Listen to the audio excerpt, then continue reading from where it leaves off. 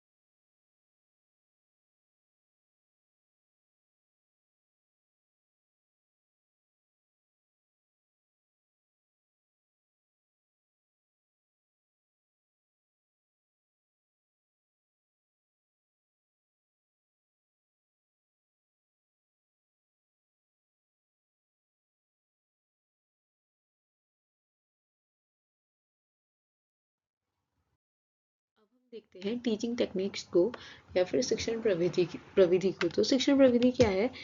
तो शिक्षण प्रविधि से तात्पर्य है शिक्षण विधि को लागू करने के लिए अपनाई गई विशिष्ट गतिविधियां, कौशल या उपकरण।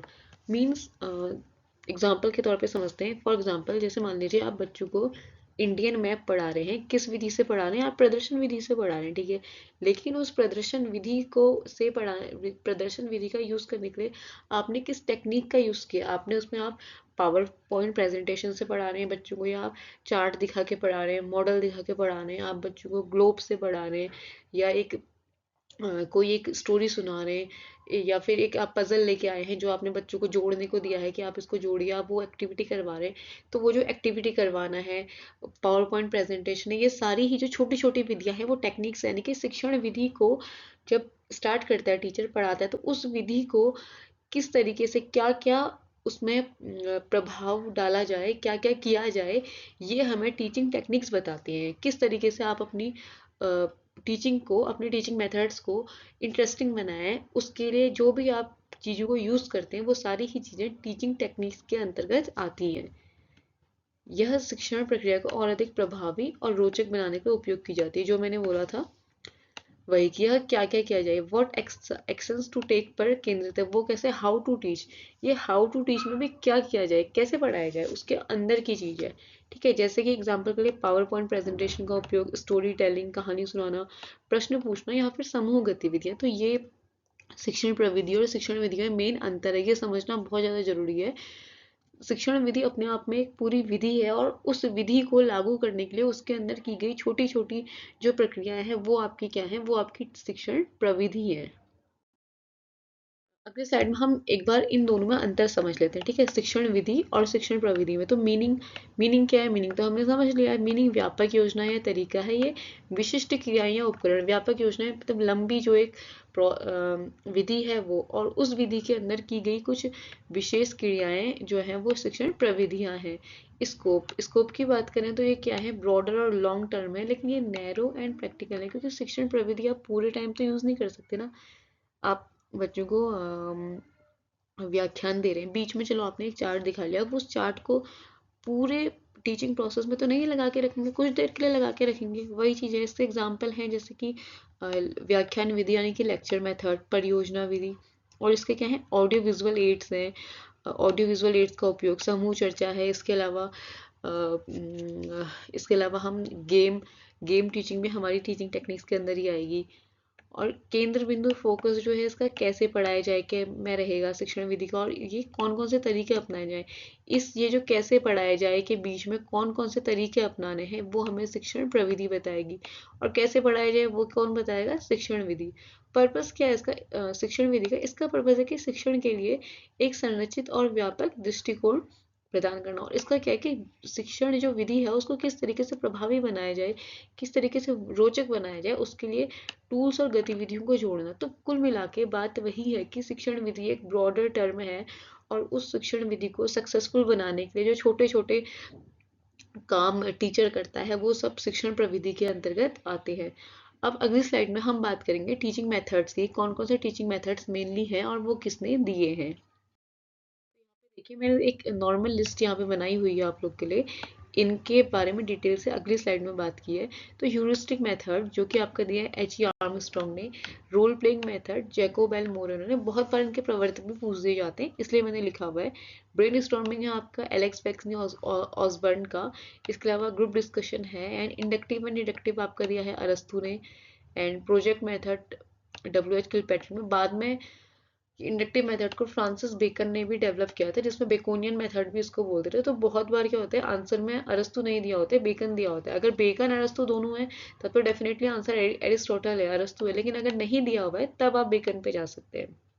प्रोजेक्ट मेथड किलपैट्रिक ने दिया है जो कि जॉन डीवी के शिष्य थे। माइक्रो टीचिंग है ड्वाइट एलन का।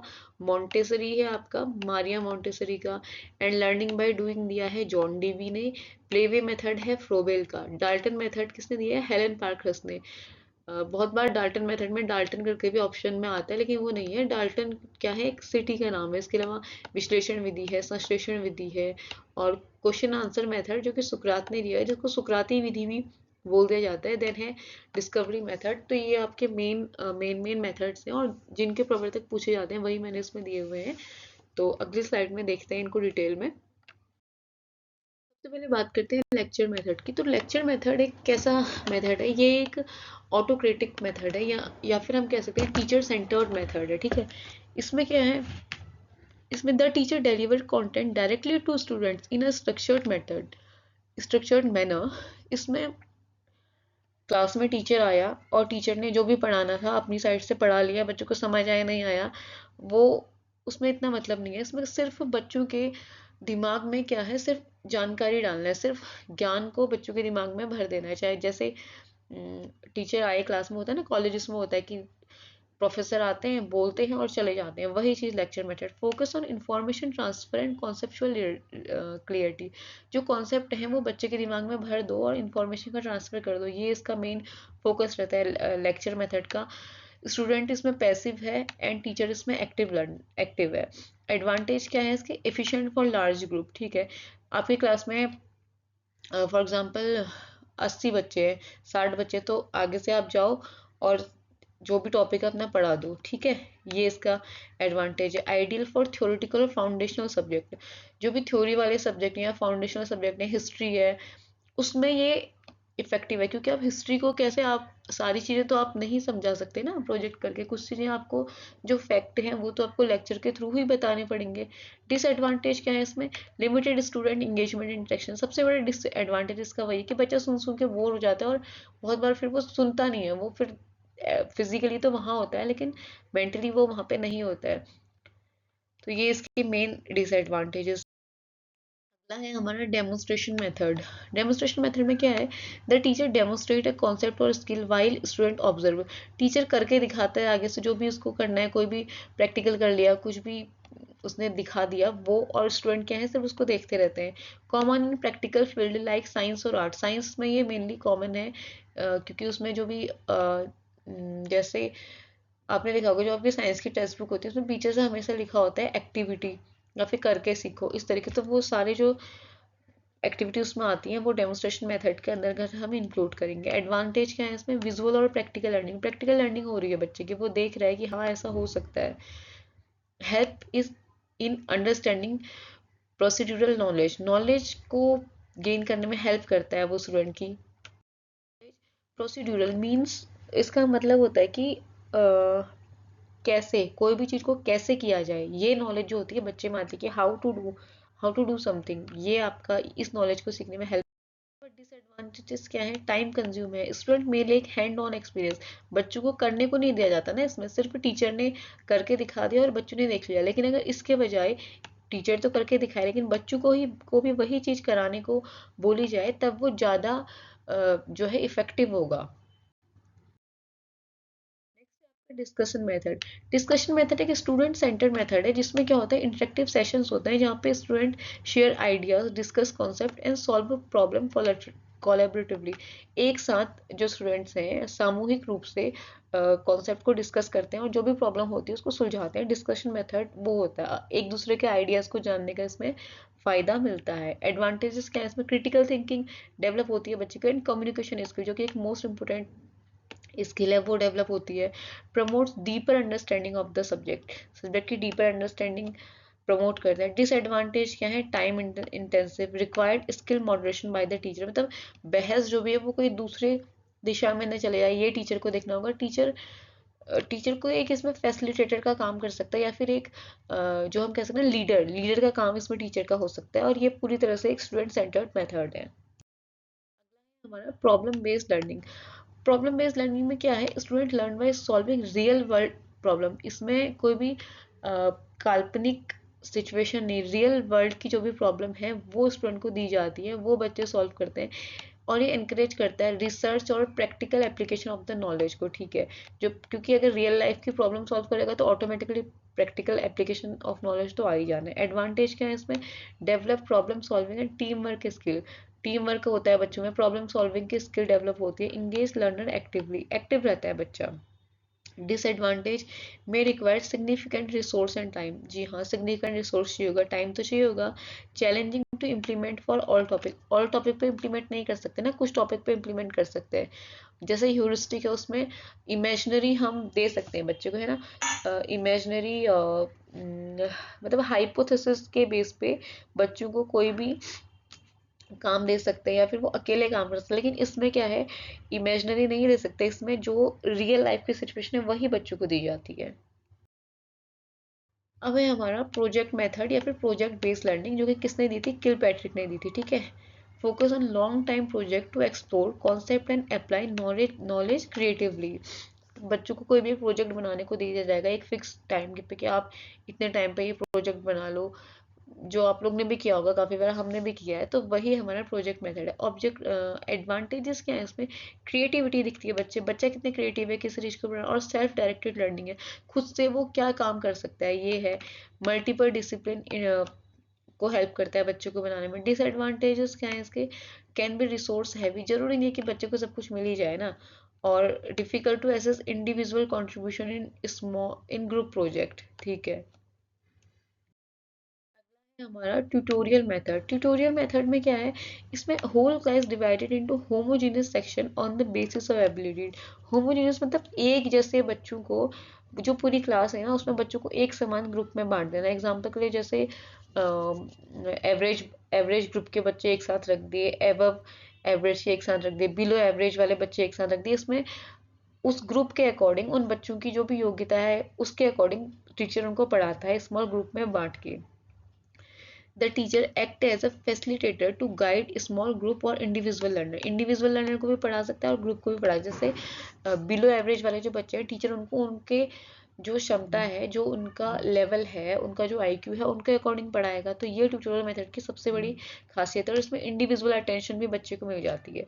की फीचर्स क्या है ट्यूटोरियल मेथड के, इंडिविजुअल अटेंशन जो मैंने अभी बात करी ही थी, कि the teacher provide specific guidance and feedback to individual learners और स्मॉल ग्रुप। स्पेसिफिक गाइडेंस वही ना कि उनका आईक्यू के अकॉर्डिंग पढ़ा देगा, वही चीज इंटरेक्टिव लर्निंग है। Session are typically discussion driven, fostering active participation and critical thinking. इसमें डिस्कशन है, बच्चों का एक्टिव पार्टिसिपेशन है, क्रिटिकल थिंकिंग है, तो ये इंटरेक्टिव होगा। एंड फ्लेक्सिबल पेसिंग है, मतलब बच्चों की स्पीड के अकॉर्डिंग वो स्पीड एंड एबिलिटी जो है ना, बच्चा कितना ग्रहण कर सकता है, कितना उस चीज़ को ले पाता है, कितना उस चीज़ को समझ पाता है और क्या बच्चे की एबिलिटी है, उस हिसाब से ये बिल्कुल फ्लेक्सिबल रहता है, रिजिड नहीं है। Next is problem solving focus. बच्चे को जो भी प्रॉब्लम आ रही है, जो भी उसके चैलेंजेस है, मेनली उस पर फोकस किया जाता है और उनके प्रैक्टिकल स्किल्स को इन्हेंस करने के लिए यूज़ किया जाता है। नेक्स्ट है student autonomy. encourage self-directed learning where student explore topic in depth। Student पे सेंटर्ड है, यानी कि बच्चा, क्योंकि बच्चे पे सेंटर्ड तो वो सीधा ही हो गया। जैसे ही बच्चे को आपने बांट दिया ग्रुप में, तो बच्चे पे सेंटर, क्योंकि बच्चे के अकॉर्डिंग आप पढ़ा रहे हो ना, अपने अकॉर्डिंग नहीं पढ़ा रहे हो वहाँ पे। तो ये मेन फोकस है ट्यूटोरियल मेथड का। एक बार क्वेश्चन भी आया था, आई थिंक एलटी में आया था ना, ये कि ट्यूटोरियल मेथड की एक डेफिनेशन दे दी थी, या नीचे से लिखा के ये कौन सा मेथड है, कुछ इस तरीके का क्वेश्चन आया था जहां तक मुझे ध्यान है। है हमारा डिस्कशन मेथड, या फिर समूह चर्चा विधि, क्योंकि डिस्कशन तो ग्रुप में ही होगा ऑब्वियसली।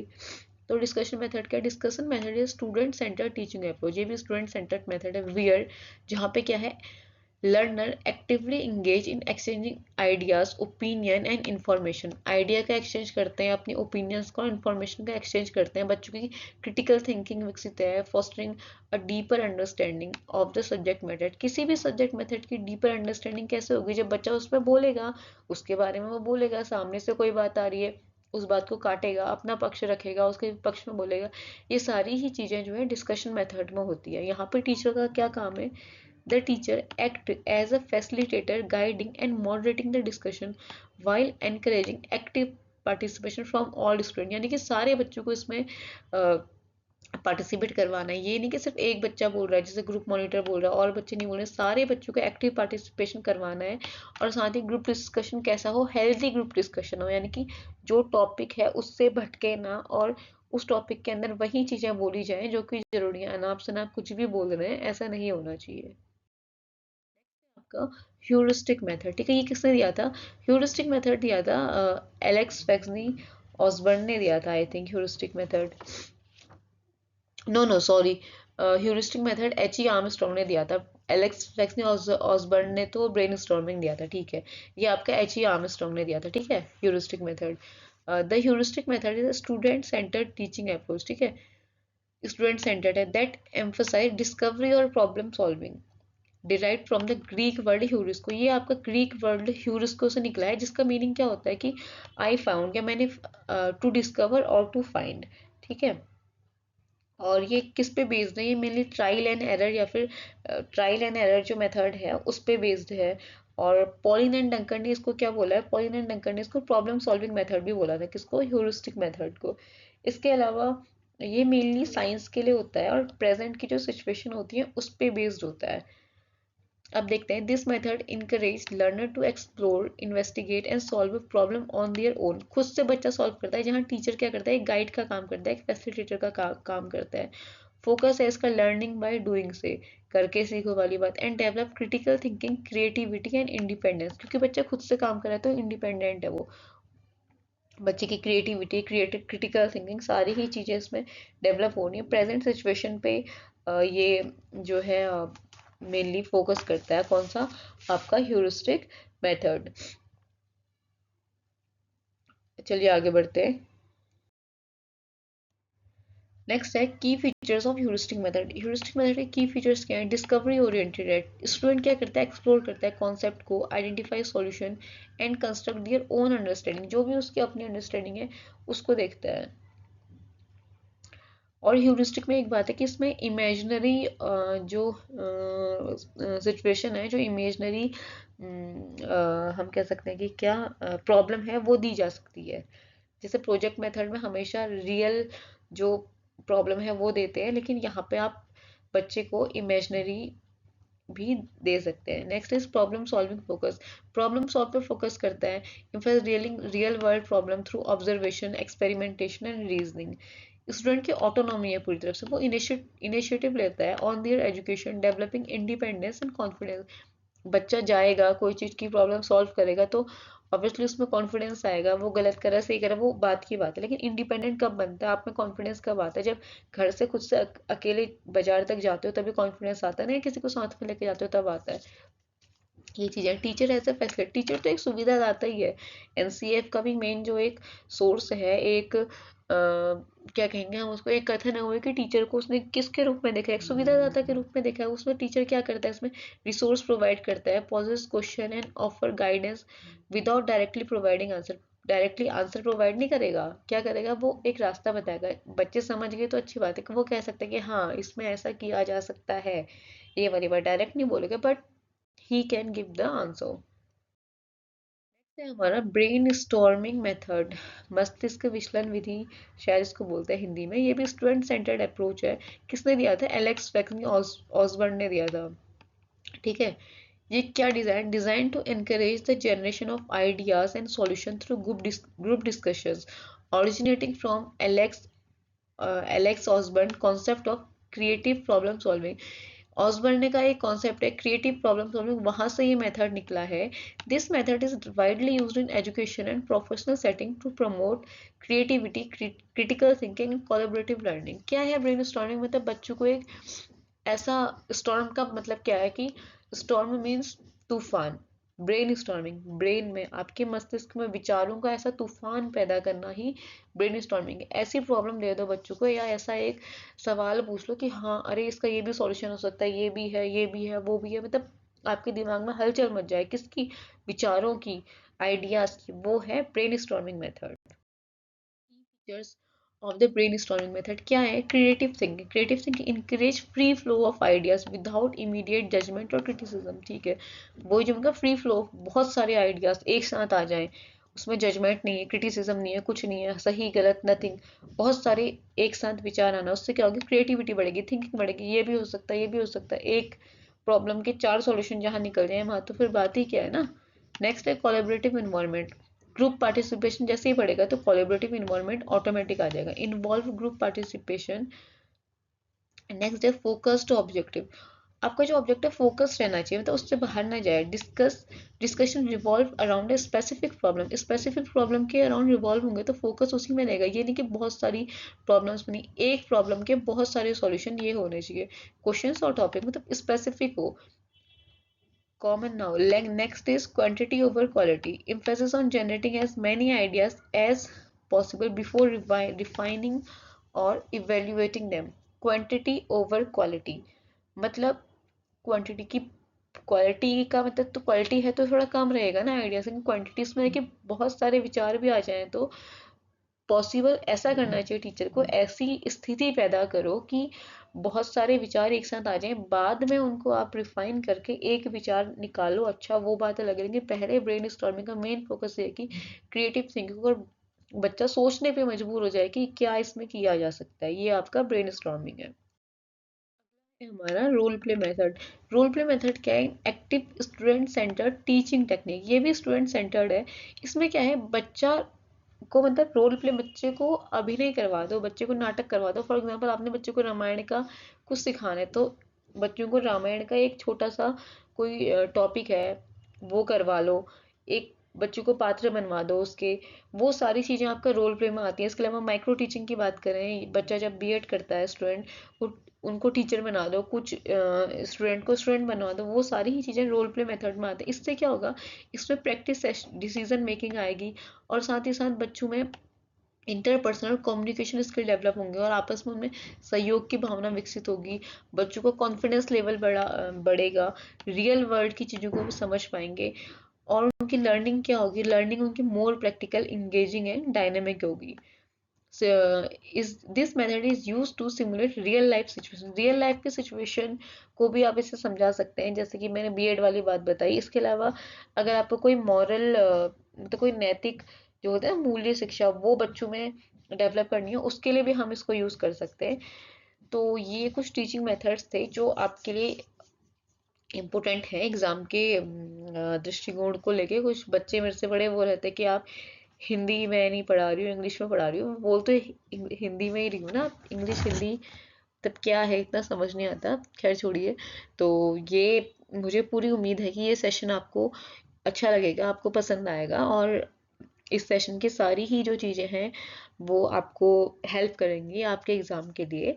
तो अभी आज का सेशन यहीं पे एंड करते हैं, मिलते हैं नेक्स्ट सेशन में। Thank you for watching.